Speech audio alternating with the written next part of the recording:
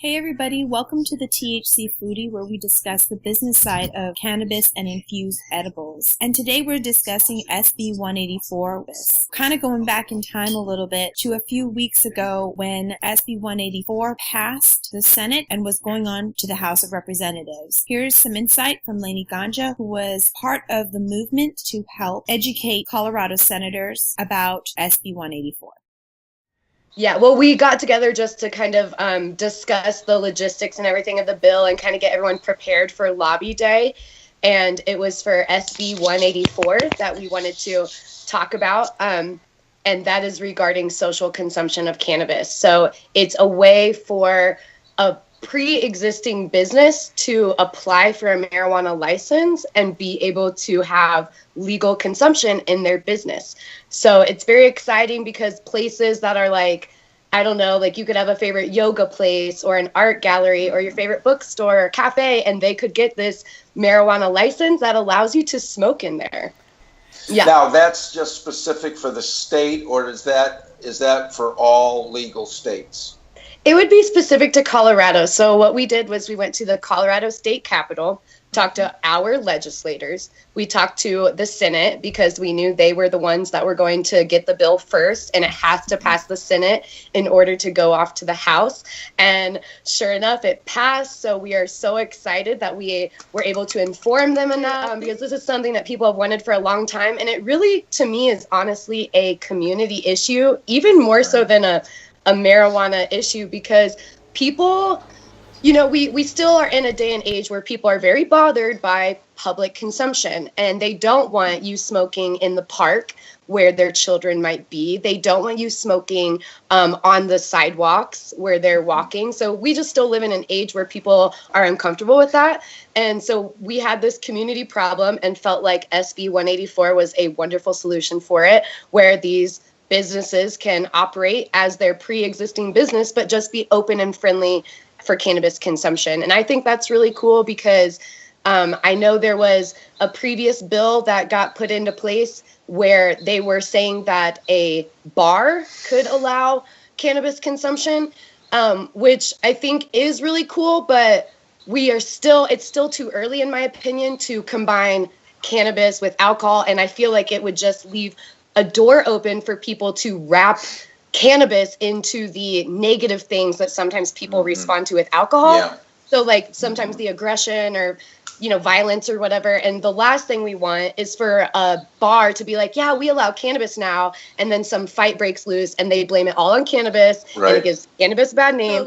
So to me personally, that really is the last thing I want. I don't want that door to be open. I feel like as a cannabis community member myself, I already face a lot of stigma and a lot of just like putting me in a little box. And the last thing I want is anything negative with alcohol to be associated with the cannabis community. So that's why I really love SB 184. And I'm pretty sure it passed in the Senate by, I think it was 25 to 10. So it passed by a pretty decent amount, and it's off to the House for the vote. So it's really, really exciting. You did some training last weekend, too. Can you tell us more about that? Yes, when I got together, I love using NORML as a amazing resource because they have, they're very well versed in all of this type of stuff. Much more, like I didn't even know how to go talk to a legislator or how to find who my legislator was. So I use NORML, and specifically my chapter, the Denver NORML, I use them as an amazing resource. So they provide a lot of links on their website. If you're in another state and you want to learn how to maybe contact your legislators or even figure out who they are, type in NORML and see if you can find if your city has a chapter. So we all got together and we just kind of reviewed who our legislators were. We reviewed the key points of why we want to better inform them about 184 before they vote on it, because oftentimes you'll find out that while these legislators are very professional and very well-rounded in what they do, they're not cannabis educated. Like they're not really informed on everything cannabis. So a lot of this is really informing people and getting past the kind of rumors and thinking that are unfounded by facts. So for instance, some people that were nervous about this bill, they were thinking like, wait a minute, if somebody can apply for a marijuana license and that's just what they're going to do is allow people to smoke in their business, how are they going to make money?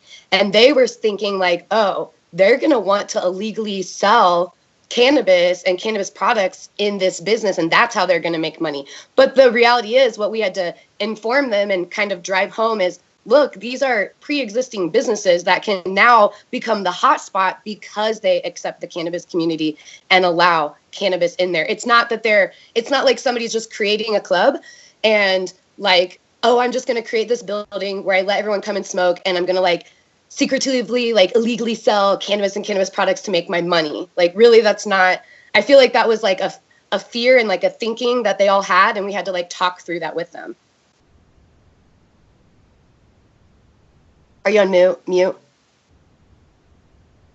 I can't hear you. Okay, now I can hear you. Now you can hear me, yeah? Now I can hear you. So it makes sense that opening up a business to the cannabis community would just, in essence, create more business for that business. It Right. totally makes sense. I'm not comparing cannabis to tobacco in the effects of cannabis on the body and tobacco, but it's kind of like that, where you have a bar and they allow smokers to come in, and then there's a series of other bars that don't allow smokers. A lot of times the bar that allows smokers gets more patrons, or the same thing with restaurants. They'll get more patrons in the smoking community. So it's probably the same with the cannabis community where, you know? I love that you gave that example because that's exactly how it is. Yeah, exactly. And So it's that's not a like the perfect bar example. is selling cigarettes. Right? Exactly. Yeah. That's amazing. So it's passed through and it's gone on to the Senate. Is that what you said? No, it passed the Senate and it's on to the House. Oh, So that's amazing. Very exciting. Yeah. That's amazing. So when are they going to vote on this? I'm honestly not sure. So I'm just like, right now I'm keeping up with the normal page and all my friends that were involved in Lobby Day. And we're all just like keep communicating on social media.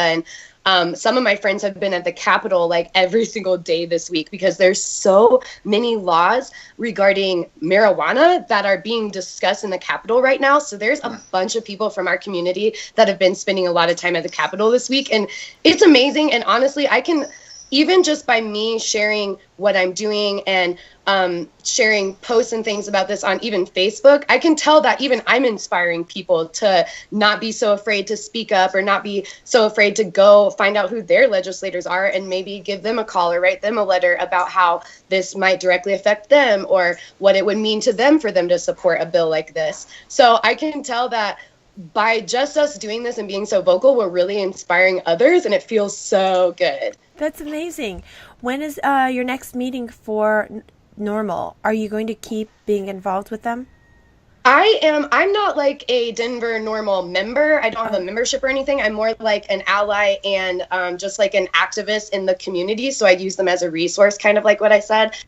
So I'll like maybe randomly attend their monthly meetings or, you know, attend some sort of like training that they're having, and just to kind of keep my ears open for what's going on in that world, like the legislative world and how I can help. So I don't necessarily have a membership or anything, but I do love to just kind of stay involved in these different organizations so I'm in the know.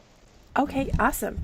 Let me, we'll put the Normal website on the video, and then we'll also like add a link below the video so that people can check them out if they're interested. And that would be awesome.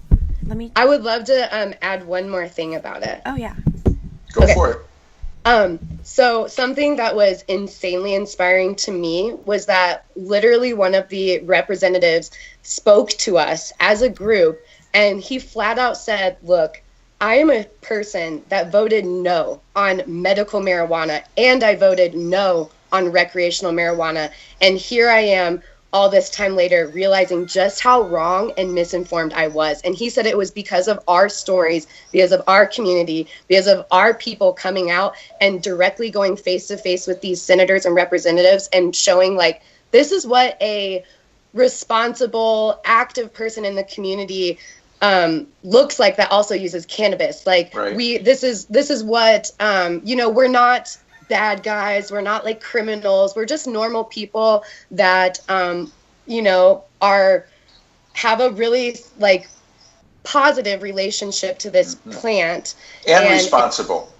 And responsible. And, you know, we care about our community enough to walk into the Capitol, to face these people and, you know, talk to them like human beings. And it does change minds and it does change hearts. So he literally flat out said he realized he was wrong in his thinking. He wrote off cannabis in general as a drug, as something that's abused. And he really didn't understand the medical application and how strongly this affected people's lives. Like, you know, like I've said even before, like people are dying because cannabis is not federally legal. And a lot of these representatives, they don't know that backstory, and they don't know, that's not the story they hear all the time.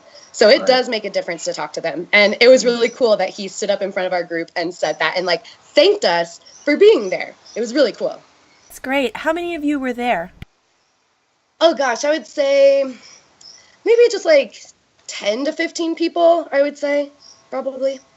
Amazing. So it was a really personal experience too. Oh yeah. It wasn't like you were one of, you know, thousands of people and he was just speaking to the group. It was very one-on-one almost.